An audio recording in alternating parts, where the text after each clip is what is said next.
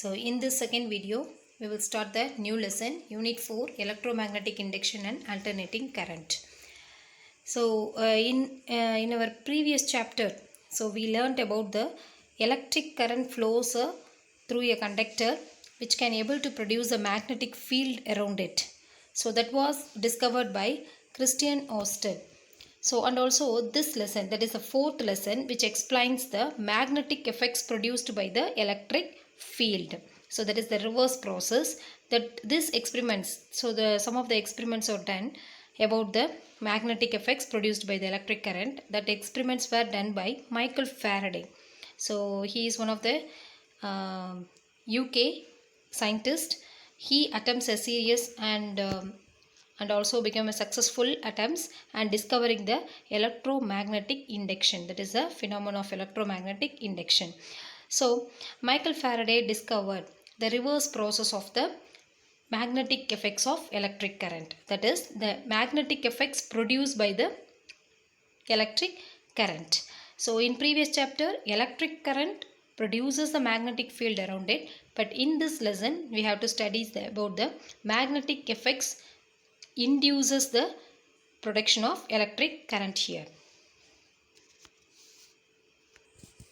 So the first concept is magnetic flux, that is phi B. So already we discussed the electric flux in first lesson, that is phi E. So here also we study about the magnetic flux phi B. So the magnetic flux, so this is also, what is meant by the flux means it denotes the area. So when the magnetic field lines passing through a area, that can be referred as a magnetic flux here. So here according to the definition, so the magnetic flux phi B through an area in a magnetic field is defined as the number of magnetic field lines passing through that area normally, and is given by the equation, that is when the magnetic field lines can able to pass through perpendicularly for a given area.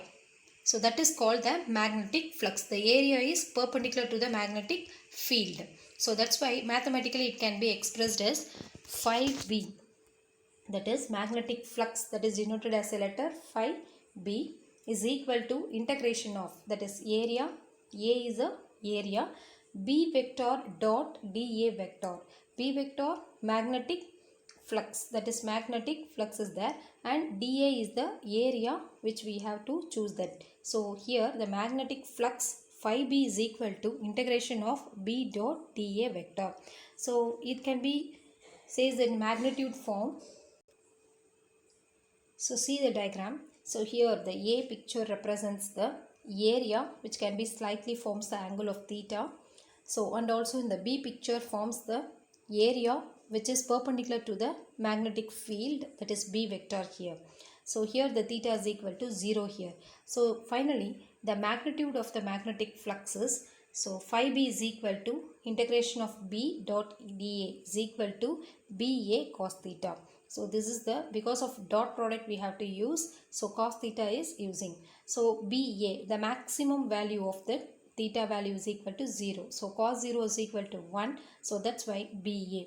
So we have to conclude that the area is perpendicular, exactly perpendicular to the magnetic field. That's why it produces the maximum amount of magnetic flux here. So this is the mathematical expression. You just keep it in your mind. So this is very important expression. So now we are discussing about the Faraday's experiments on electromagnetic induction. So there are two experiments Faraday's done. So first experiment, now we are going to see about that. So this is the first experiment. So this picture represents the AB. The two pictures are there. That is the galvanometer is connected to the coil. That coil have a number of turns, that is number of turning of a coil. So here when the no deflection is placed, when the coil is connected to the galvanometer, there is no deflection for a picture A. Suppose when we are kept the magnet, bar magnet nearby this coil, so what happens, slowly the deflection can takes place. So here the B picture represents when the magnet is towards kept towards the coil, so what happens? Slowly the deflection takes place. And also see that, see picture, when you are kept inside, totally inside the magnet, inside the coil, so what happens? There is null deflection, there is zero deflection for that galvanometer. And also we have to take away from the coil. What happens? The reverse current can be produced. So this is the concept. So first one, there is no deflection. So when you keep the magnet towards the coil, it can be slowly shows the deflection in the galvanometer. And also third picture shows the, so when you are kept inside the bore magnet, so what happens? There is no deflection, null deflection takes place. And also we have to take away from the coil, so this is also the reverse deflection can takes place. So and also we have to increase the speed of that, what is that, bore magnet, which we are using that. So towards the coil, when we are increasing the speed, that is in the higher speed, so what happens? The deflection is also produces in a higher speed. And also we have to take it away from that bore magnet in the same speed, the reverse current is also produces. Or maybe we have to change the polarity, that is the poles of the magnet, that is also changes the current value for that. So this is the first experiment of a Faraday. So from this experiments we have to conclude that. So what is the conclusion here? So whenever we kept the bore magnet nearby the coil, when the current is produces, that's why we have to able to see the deflection in the galvanometer. So that is the experiment here. So that is a reverse process, when the magnetic field that can be produces the electric current in the coil. That is the first experiment. And also, so whatever we have to do, so slowly we have to towards the coil and keep away the coil. So what happens? Slowly the deflection can occurs, takes place. And the null deflection is also takes place inside the bore magnet. And also when we are increasing the speed of the bore magnet, it is also, the deflection is also increases. So what is the conclusion? The magnetic flux linked with the closed coil and EMF is induced. EMF means here the potential. So a small potential. That potential is induced.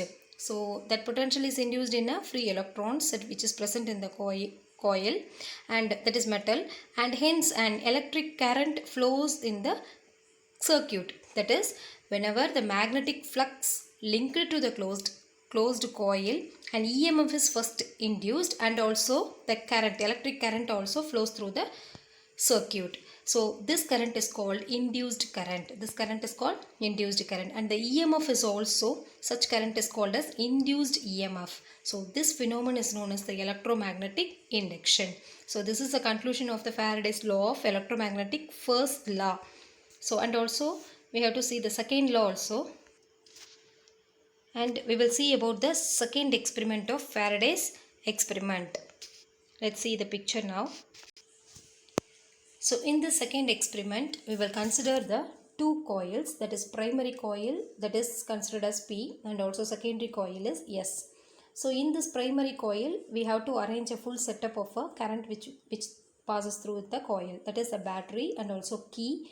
And also when you are pressing the key, that is switch on the key, the current can pass able to through in a positive direction to negative direction. So next step, we have to kept nearby the secondary coil here. In the secondary coil, we just connect to the galvanometer only. So there is no current passes through it. So when we are kept the primary coil towards the secondary coil, so what happens? Suddenly the reverse current is also produced in this secondary coil also. That can be, we have to see in a deflection in the galvanometer.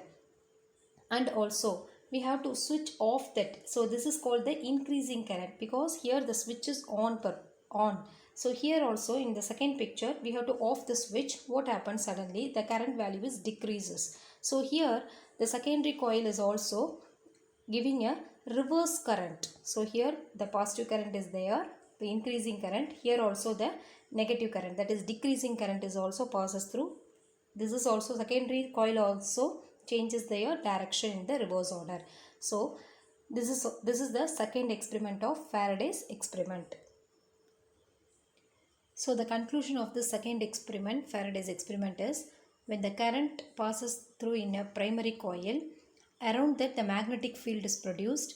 Because of this magnetic field, the secondary coil is also affected by this magnetic field and also produces the reverse current on that. So this is the conclusion of this second experiment, Faraday's second experiment. So due to this conclusion of this two experiments, Faraday's denoted two laws about the experiments, the first law and also the second law. The first law states that whenever the magnetic flux linked with the closed circuit changes, an EMF is induced in the current which lasts in the circuit as long as the magnetic flux is changing. So what is the explanation of this first law means? When the magnetic flux is linked with the closed circuit, so that is an EMF is induced in the circuit. So that's why,